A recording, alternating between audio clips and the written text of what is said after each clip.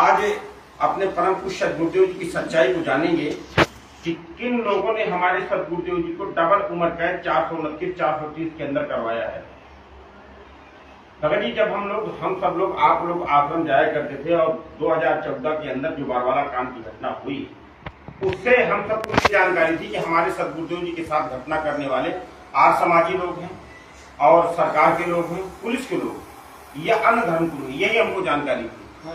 लेकिन जब ये पुस्तक आ गई ज्ञान अमृत एवं षड्यंत्र का विष नामक पुस्तक, तब हमको पता चला इसमें कोर्ट का जजमेंट साथ में संलग्न किया माननीय वकील साहब ने, शशि भूषण दास जी ने, जो बिहार सासाराम जिले के रहने वाले पटना हाई कोर्ट के वकील, शशि भूषण सिंह जी उनका नाम है और वो इस पुस्तक के लेखक।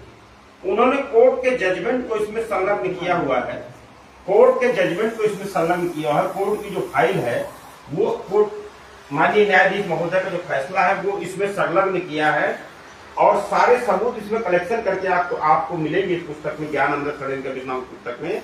हम बहुत आसानी से समझ जाएंगे कि हमारे सदगुरुदेव जी को 5 महिला एक बच्चे की हत्या में किन लोगों ने डबल उम्र कैद 429 430 के अंदर करवाया है। 429 430 के अंदर FIR हमारे सदगुरुदेव जी के खिलाफ जिनके लोग मरे हैं, मौरानीपुर पे जो सरिता मरी उसका पति और शिशुपाल, इन लोगों ने दर्ज करवाया। गुरु गद्दार मैनेजमेंट के लोग, राष्ट्रीय समाज सेवा समिति के लोगों ने बरवाला कांड की घटना को षड्यंत्र करके अंजाम दिया है। 2013 से ही उन्होंने इसकी तैयारी की। ऐसा नहीं कि एकदम से हो गया ये कांड, ये धीरे धीरे वो तैयारियां करते गए। हम वहां जाते थे तो हम समझ नहीं पा रहे थे। जैसे ये लोग हमको आश्रम के अंदर जब जाते थे तो ये कार्ड बनाते थे राष्ट्रीय समाज सेवा समिति के जो सदस्य बनने के लिए, ये बाध्य करते थे कि आपको कार्ड बनवाना पड़ेगा, आप इसके प्रत्यक्ष गवाह हैं रमेश दास जी, आपको मौका मिलेगा, अपनी बात को रखिए।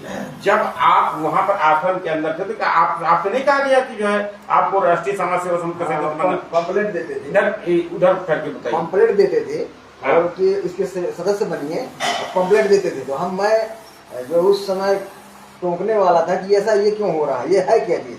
लेकिन अब संकोच बस के कहते थे कि अगर ऐसा करेंगे, टीका टिप्पणी करेंगे, कोई भी कमेंट करेंगे तो आपका नाम दान खंडित होगी, ऐसा मतलब भाव दिखाते थे कि आपका नाम दान खंडित, इसलिए आपको टीका टिप्पणी नहीं करना, जो कुछ मिले, जो कुछ कहा जाए उसको सर्वमान्य करना है आपको। इस वजह से हम उसमें मतलब कमेंट नहीं कर पाते थे।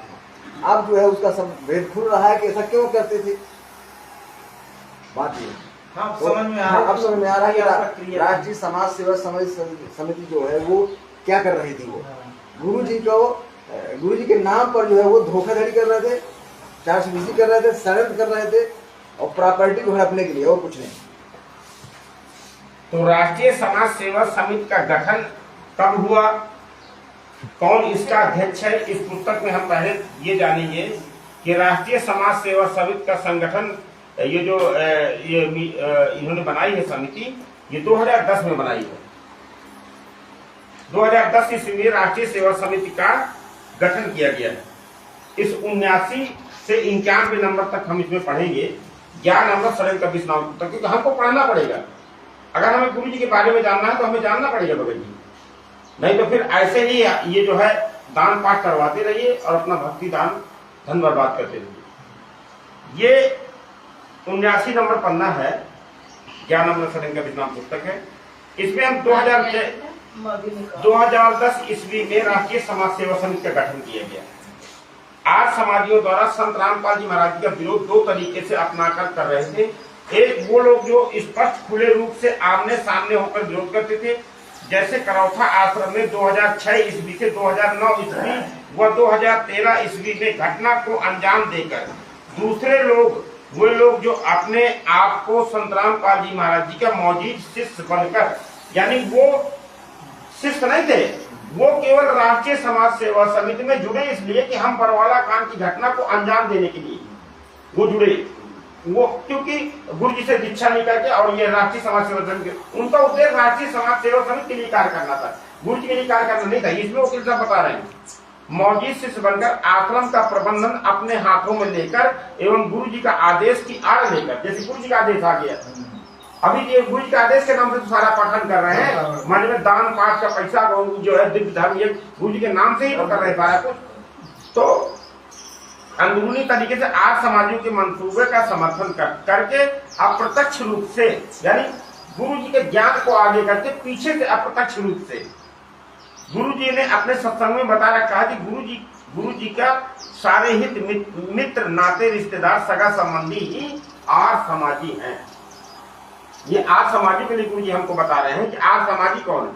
आर्य समाजी यहाँ पर गुरु जी बता रहे हैं कि मेरे ही भाई बहन रिश्तेदार ही आर्य समाजी हैं, सगे संबंधी आर्य समाजी। वो सभी मेरे गुरु के बताए जा रहे ज्ञान का विरोध करते हैं। वो मेरे यानी सदगुरु जी बता रहे हैं कि मेरे ज्ञान का विरोध करते हैं। राष्ट्रीय समाज सेवा कोर्ट के अंदर गुरु जी ने बताया कि जज साहब के सामने कहा है कि राष्ट्रीय समाज सेवा समिति का अध्यक्ष मैं नहीं हूँ, राजकुमार ढाका है। लेकिन राजकुमार ढाका ने कोर्ट के अंदर बयान दिया कि समिति का अध्यक्ष मैं हूँ, लेकिन इसमें वही रह सकता है जो सदगुरुदेव जी का शिष्य है। आप बहुत गहराई से इस बात को समझिएगा, इस कान से सुनकर इस कान से उड़ाने का मत करिएगा, तभी हम समझ आएंगे कि गुरु जी को बहुत गहरा षड्यंत्र करके जो है फंसाया गया है। साथीराना दिमाग से दिया। हाँ, तो वो जो है गुरु जी ने कोर्ट में बयान दिया कि शिष्य मेरे जरूर हैं, लेकिन ये मेरे कंट्रोल में नहीं है, ये अपनी मनमानी करते हैं, आश्रम के अंदर अपने आदेश चलाते हैं। गुरु जी बता रहे हैं भगत समाज विचार करे कि वह हित मित्र वही नाते रिश्तेदार एवं सगा संबंधी आज सतलोक आश्रम का प्रबंधन अपने हाथों में लिए मौजूद भगत बने या गुरु जी के पक्ष में कोई कार्य कर सकेंगे। गुरु जी बताएं कि नाते रिश्तेदार आर्य समाजी होने से दाग को छुपाने के लिए राष्ट्रीय समाज सेवा समिति के स्वरूप में आने को परिवर्तित कर लिए। इस स्वरूप में परिवर्तित करने के लिए ऐसे लोग भक्तों को बुलाकर दिनांक 14/8/2010 को, अब आप समझिएगा, यहाँ से शुरुआत हो रही है सदगुरुदेव जी के ऊपर सदगुरुदेव की कोर्ट की अवमानना करवाने की। इस बात को ध्यान, 14/8/2010 को रोहतक मानसरोवर में पार्क हरियाणा में सदगुरु संत रामपाल जी महाराज जी के बिना जानकारी के एक समिति का गठन करने हेतु बैठक की गई। इन दिनों गुरु जी 110 किलोमीटर की दूरी पर बरवाला आश्रम में निवास करते थे। समिति गठन करने हेतु बैठक में संत रामपाल जी महाराज जी के मौजूद भक्तों के अलावा सामान्य भगतगण हजारों की संख्या में मानसरोवर पार्क में इकट्ठा हुए।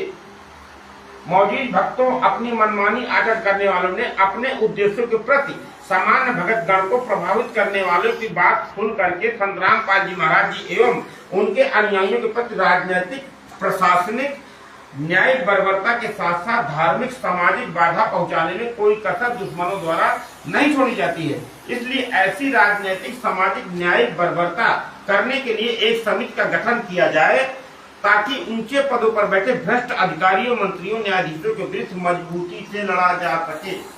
आपके पास पुस्तक आई होगी भ्रष्ट जज कुमार के फर्क, कुछ लोगों के पास ये पुस्तक मिली होगी, अगर है क्या आपके पास भी भ्रष्ट जज, मैंने आपके पास नहीं, देख लीजिए भ्रष्ट जज कुमार के फर्क, ये पुस्तक इन्होंने छापी थी बरवाला कांड से पहले। इसका जगह जगह वितरण किया गया था, जजों के खिलाफ मन भड़काऊ उसमें बातें लिखी थी।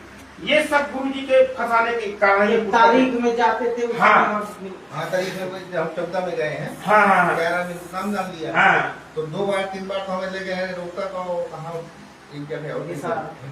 हाँ 2 जगह ले गए लाठी डंडा सहित। हाँ आश्रम देव चलो गुरु जी का आदेश लेके चले। हाँ में लेके जाते। हाँ अभी मैं मौका दूंगा आपको, आप अपनी बात को रखिए खड़े होकर के, ठीक है बेटा जी। तो कहने का भाव है प्रशासनिक न्यायिक बर्बरता के साथ साथ धार्मिक सामाजिक बाधा पहुंचाने में कोई कसर दुश्मनों द्वारा नहीं छोड़ी जाती। इसलिए ऊंचे पदों पर बैठे भ्रष्टाधिकारियों, मंत्रियों, न्यायाधीशों के विरुद्ध मजबूती से लड़ा जा सके। संत रामपाल जी महाराज जी का न तो कोई विरोधी था, और संत रामपाल जी महाराज जी ने कहा है कि कबीरा खड़ा बाजार में मांगे सबकी खैर, ना काहू से दोस्ती ना काहू से बैर। हमारे सदगुरुदेव जी ने कभी नहीं कहा कि आप किसी से इस ज्ञान को लेकर के लड़ाई लड़िए या विरोध कीजिए। सदगुरुदेव जी हमको ज्ञान दिया था कि आप अपने परिवार में, आप भगत हैं, आप अपनी मर्यादा पालन करो, किसी पर जबरदस्ती इस ज्ञान को मत लागू। ये गुरु जी ने ज्ञान दिया था कि नहीं दिया था कि आपके परिवार में मान लीजिए पति पत्नी माता पिता सभी रहते हैं, जो प्यार से स्वीकार कर ले वो ठीक है, उसको समझाइए, मगर जोर जबरदस्ती करके आपको ज्ञान को नहीं मनवाना है किसी को। जो हाँ वो जो ठार रहे हैं ना वनते बाएं तो घूम आया। इस बैठक में कहाँ कौन कहाँ गया? इस बैठक का गठन प्रस्ताव स्वीकृत होने के बाद इस समिति के नामकरण पर चर्चा तदुपरांत सर्वसम्मति समिति का नाम राष्ट्रीय समाज सेवा समिति अर्थात RSS रखा गया। तत्पश्चात राष्ट्रीय समाज सेवा समिति का नियम संविधान यहाँ पर तय किए गए, अर्थात नियम बनाए गए। राष्ट्रीय समाज सेवा समिति जो नियम बनाए उन नियमों का संक्षिप्त विवरण यहाँ पर वकील साहब ने दिया है। ये 80 नंबर पन्ना है, आप लोग का पुस्तक है, इसको विस्तार से पढ़िएगा और बार बार पढ़िएगा तब समझ में आएगा। ये मत समझिए कि हमने पढ़ लिया, इसको बार बार पढ़ना पड़ेगा। क्या पढ़ना पड़ेगा? बार बार कोर्ट का जजमेंट किस तरीके से ये आपको बार बार पढ़ना पड़ेगा, तब समझ में आएगा, नहीं तो नहीं आएगा। हम इतना पढ़ते फिर भी भूल जाते हैं, तो हमें ये रखना पड़ेगा भगत जी, और रखना इसलिए पड़ेगा कि हम किसी को बता सके। हमें जब कोई पूछे कि हमसे कोई पूछे कि आपके गुरु जी की जमानत क्यों नहीं, तो हमको मजबूती से बता सके कि ये कारण है हमारे गुरु जी की जमानत होने में। हमारे गुरु जी का बेल एप्लीकेशन ही नहीं लोग डालते हैं गुरु करता है, जमानत के नाम पर लाखों रुपया वसूलते हैं भक्तों से। ऐसा नहीं पैसा नहीं वसूलते, लेकिन सब जो है जाट महासभा को उन्होंने समर्थन दी, 1 करोड़ का भवन बनवा रहे हैं। जाट समाज का भगत क्या करेगा? तो आप काल ने ज्ञान सदगुरु ने बताया था कि काल अपनी सूक्ष्म चाल चलता है भक्ति धन को लूटने के लिए। भाई चोर जो है ना वही तो घुसता है जहां धन होता है। तो काल मंद बुद्धि वालों को भ्रमित कर देता है, जो मंद बुद्धि के लोग होते हैं, जो नील फील का निवारण नहीं करते। बुद्ध विवेक परमात्मा ने दिया इसीलिए कि हम सत्य असत्य को यानी दूध और पानी को छाने। अगर दूध और पानी को हम बुद्ध विवेक मिलकर नहीं छानते तो फिर क्या होगा? फिर तो हम गधे ठीक है, बड़े बड़े कान लगा के तो इंटेड होता है आराम से। फिर हमारा मन होने का क्या मतलब है? अगर हम आज भगत जी इतना नहीं समझ सकते हैं कि हमारे गुरु जी को किसने फंसाया है और हम बात करते हैं सब लोग जाने की, कैसे चले जाएंगे? उसकी ट्रेनिंग तो परमात्मा यही दिला रहा है ना। जैसी वृत्ति आपकी जीवित में रहेगी वैसी वृत्ति आपकी मरने के बाद रहेगी। भाई वैसी काल भगवान ने क्या कहा गीता जी के अंदर कि जो अंत काल में जो जिस भाव में भावित रहता है वो अंत काल में उसका वही जन्म हो जाता है। यही तो गुरु जी ने बताया। तो आज हमको ये चीज समझनी होगी, ये मत समझिए कि मेरी उम्र बहुत ज्यादा है, मैं बहुत बुढ़ा हो गया। 52 पत्ते ताश के होते हैं, देहात में देख लीजिएगा। अब बुढ़े बैठे रहते हैं और एक 3 पत्ता ऐसे रखा जाता है, 3 पत्ता ऐसे रखा जाता है। मगर तो नहीं कहना, एक खेल होता है 3 पत्ता ऐसे और 3 पत्ता ऐसे, और उसमें जो है फिर जब ग्रुप का कोई पत्ता आता है वो कहता है रुक जाना, बुढ़ा है और 80 साल का, लेकिन इतना उसका सेंस काम कर रहा है कि रुक जाना, वो बाकी है, वो बाकी है, फला नंबर का पत्ता ही बाकी है, रुक जा मैं ढूंढता हूँ। फिर बताओ कितना सेंस काम करता है उसका वहां पर, वो काम करने में, खेल खेलने में। और ये पुस्तक पढ़ने में उसका दिमाग नहीं काम करेगा। यहाँ विचार करना है अपने बुद्धि विवेक को, यहाँ टच करना है, पुस्तक पढ़ना सही। इसमें आपको क्या करना है? अरे भगत जी पका पकाया परमात्मा ने दया कर दिया, सब कुछ करके गुरु का दार मैनेजमेंट सदगुरुदेव जी को डबल उम्र कैद करवा दिया, और परमात्मा ने आप तक जजमेंट की फाइल निकलवा दी। कोर्ट 5000 पन्ने की फाइल है गुरु जी के केसों की, 5000 पन्ने की फाइल है, 5000 पन्ने की।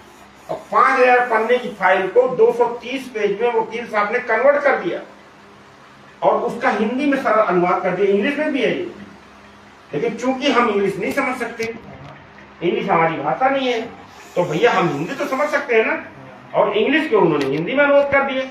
अब कोई कहे कि भैया हमारे समझ में नहीं आता, तो फिर तो भैया धर्मराज बताएगा, वो समझेगा फिर कायदे, फिर तो वही समझेगा ना भाई, क्योंकि ज्ञान का अनुबंध है। हम ज्ञान आधार से चलेंगे तो हमारा बचाव होगा, हम ज्ञान आधार से नहीं चलेंगे तो हमारा बचाव कैसे होगा? तो यहाँ पर नियम बताए हैं। पहला नियम है कि सत्य आध्यात्मिक ज्ञान प्रचार प्रसार हेतु निजी कार्य को छोड़ करके हर समय हर हालत में तैयार रहना होगा। राष्ट्रीय समाज सेवा समिति के नियम है ये। किसी भी प्रकार के प्रदर्शन में आने जाने, पुस्तकें या इश्तहार आदि छपवाने बांटने के निजी तौर पर वाहन खर्च करना, इश्तहार और पुस्तकों की छपाई भाषा की बीच कराई जाएगी। ज्ञान प्रचार प्रसार की संस्थाओं को तन मन धन से तैयार रहना, और ज्ञान का प्रचार करने की संस्थाओं संत महंतों का डट कर विरोध करना। जबकि गुरु जी ने क्या कहा कि ज्ञान आधार से हमको अपनी बात रखनी है, इन्होंने क्या लिख रहे हैं कि डट कर विरोध करना। यानी ये चाहते थे कि कितना ज्यादा मतलब विरोध हो जाए सदगुरुदेव जी के पूरी दुनिया में सदगुरु जी को बदनाम करना चाहते थे। तब तो इन्होंने लाठी डंडा पेट्रोल बम वहां पर आश्रम के अंदर रख दिया। पहले से कमांडो इन्होंने बना दी, सारी तैयारी इनकी पहले से थी। ये तो 2013 से ही 2013 से ही अपनी अचानक थोड़ी अपनी तैयारी कर रहे थे। यदि राष्ट्रीय समाज सेवा समिति, ये 5वां नियम है, यदि राष्ट्रीय समाज सेवा समिति के नियमों को अवहेलना किसी सदस्य द्वारा की जाती है या स्वयं त्याग पत्र दे देता है या मृत्यु हो जाती है तो उसका नाम राष्ट्रीय समाज सेवा समिति की सदस्यता से हटा दिया जाएगा। राष्ट्रीय समाज सेवा समिति 6वां है कि पदाधिकारी केवल सतनाम प्राप्त भगत ही बन सकता है। जिसको सतनाम प्राप्त है उसको ये लोग ये कार्ड बनाया करते थे आश्रम के अंदर। हमसे भी कहा था लेकिन हमने ना कर दिया भाई। और ना करने का कारण ये था कि भैया हमारे पास इतना समय नहीं रहता था, इतना हम आ जा नहीं पाते थे। और चूंकि इसके नियम जो है ये लिख रहे हैं ना, 9वां नियम है यदि 7वां, यदि राष्ट्रीय समाज सेवा समिति का कोई पदाधिकारी समिति के नियमों का पालन नहीं करता है या मर जाने के स्थान पर पड़े नए पदाधिकारी का चुनाव निर्वाचन सर्वसम्मति द्वारा कर लिया गया, आवश्यकता अनुसार पदाधिकारी की संख्या घटाई बढ़ाई जा सकती है यदि संत रामपाल जी महाराज जी को झूठे केसों में फंसाया जाता है। ये 8वां नियम है। ऐसी कुचेष्टा की जाती है तो गुरु जी तक पहुंचने से पहले राष्ट्रीय समाज सेवा समिति के लाखों से गुजरना पड़ेगा। जो अभी वीडियो है ना, हाँ, वीडियो कह रहा है राजकमल झा का, वो राज कपूर, कि गुरु जी तक पहुंचने के लिए प्रशासन को लाखों से गुजरना पड़ेगा। ये लाखों रास्ते गिराने के मूड में थे, ये समझिए इनके मंसूबे, लाखों रास्ते गिराना चाहते थे। ये परमात्मा की दया है। सीधा प्रशासन से मुठभेड़, हाँ, मुठभेड़ किया। तो हमें भगत जी ये सब चीजें इस पुस्तक के माध्यम से परमात्मा ने सबूत के साथ हमारे तक पहुंचाई है। तो हमें इसको जानना होगा और इसको लोगों को बताना होगा। ये नहीं कि हम जान गए हम चुपचाप बैठ गए, नहीं, आपको अपने गुरु के लिए आवाज उठाना पड़ेगा, तभी हमारा बचाव, नहीं तो नहीं होगा। ये मैं आदेश नहीं, ये मैं ज्ञान आधार से बता रहा हूं। अगर हम अपने गुरु जी के ज्ञान आधार से नहीं चलेंगे तो फिर हमारा बचाव नहीं हो सकता, हो ही नहीं सकता। ये बिल्कुल परफेक्ट बात है। तो हमें अपने गुरु जी की सच्चाई गुरु जी के लिए समझ के नहीं बतानी है कि हम गुरु जी के लिए कार्य कर रहे हैं, ना, हम अपने लिए कार्य कर रहे हैं।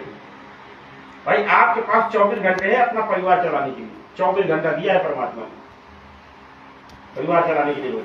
अब सब कोई परिवार है चला रहा है, कोई कम कोई ज्यादा, इसमें समय नहीं है। आप सोचो हम समय निकाले, हमारे पास समय नहीं है, तो ये सब कामों के लिए समय में क्यों मिल जाता है? और हर काम के लिए हमारे पास समय है? तो भैया अगर सब काम जरूरी है तो फिर ये भी काम जरूरी है।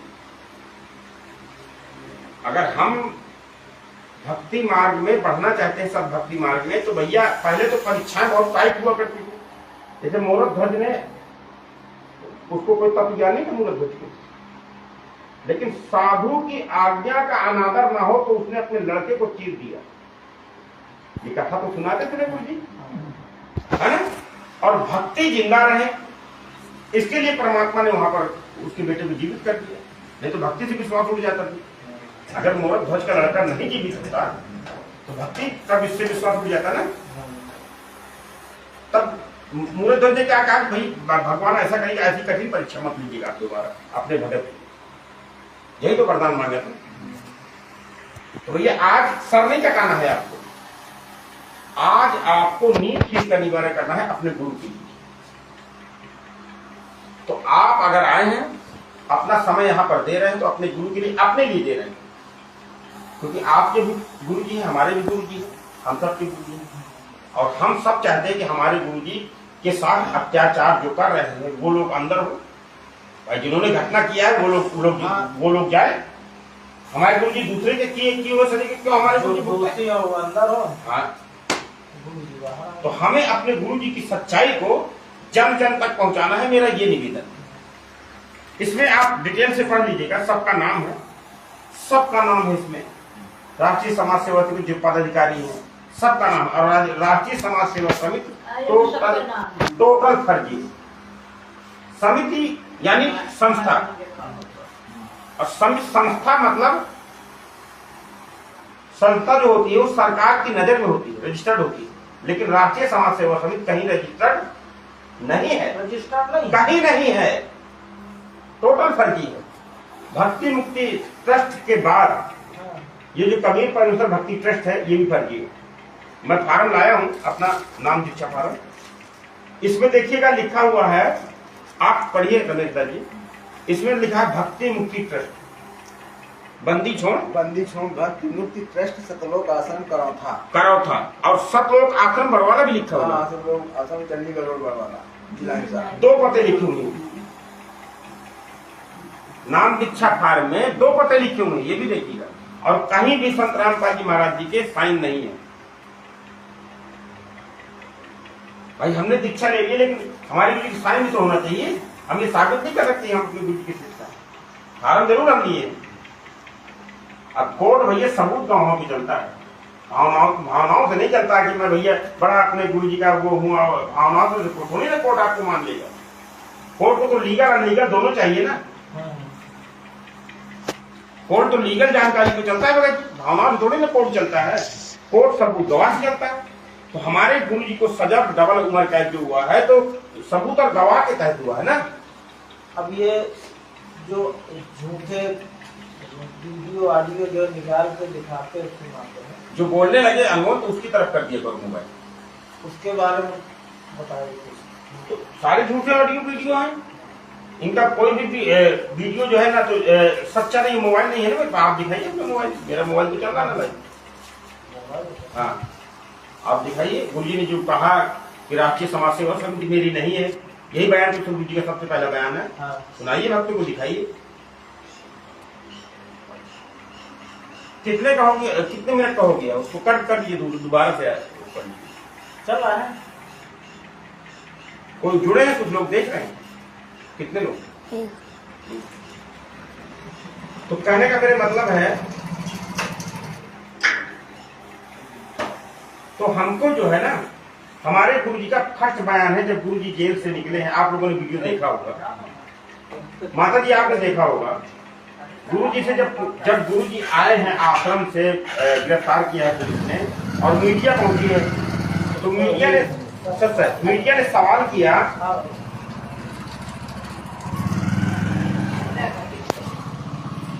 कि राष्ट्रीय समाज सेवा समिति आपके, गुरु जी ने क्या कहा कि राष्ट्रीय समाज सेवा समिति मेरी नहीं है। मीडिया ने सवाल किया कि वो गुंडे कौन थे, तो गुरु जी ने कहा गुंडे मेरे नहीं थे। गुरु जी ने कहा कि वो अभी भगत जी ढूंढ के वीडियो आपको सुना रहे हैं, भाई यहाँ पर कोई बात आपको फर्जी नहीं बताई जाएगी। गुरु जी ने कहा है कि राष्ट्रीय समाज सेवा समिति मेरे नहीं, वो गुंडे मेरे नहीं, मुझको भी रोक रखा, अगर मैं छिपा ना होता तो जान से मार देते। तो अब ये गुरु गद्दार क्या कह रहे हैं मैनेजमेंट के लोग कि गुरु जी ने ऐसी कह दिया, गुरु जी ने ऐसी कोई बात कही है? गुरु जी ने अगर शेख शब्द भी बोला तो उसका कोई ना कोई मतलब है, और ये कह देना गुरु जी ने, ये बहुत बड़ा संदेश हमको दे दिया। नहीं, ये बात तो टीवी में भी दिखाई गई है, समाचारों में दिखाया गया था कि गुरु जी कह रहे हैं कि मुझको गन पॉइंट पे रखा गया, मैं अगर छिप नहीं गया होता तो मुझको ये लोग मार देते। हाँ। ये बात तो मैंने टीवी चैनलों में, समाचारों में मैंने देखा, ऐसा नहीं है। हाँ हाँ, ये सब ये उन्होंने किया है, स्वयं समाज सेवा समिति वालों ने किया है सर। देखिए, बदनाम करने के लिए, उनके साथ धोखाधड़ी करने के लिए ऐसा किया गया है। ये सब इन लोगों ने किया है, इनके जो है भाई और पुत्र वगैरह जो भी है, हाँ, ये सब इन्होंने किया है, करवाया। पार्टी है, बताओ कुछ नहीं।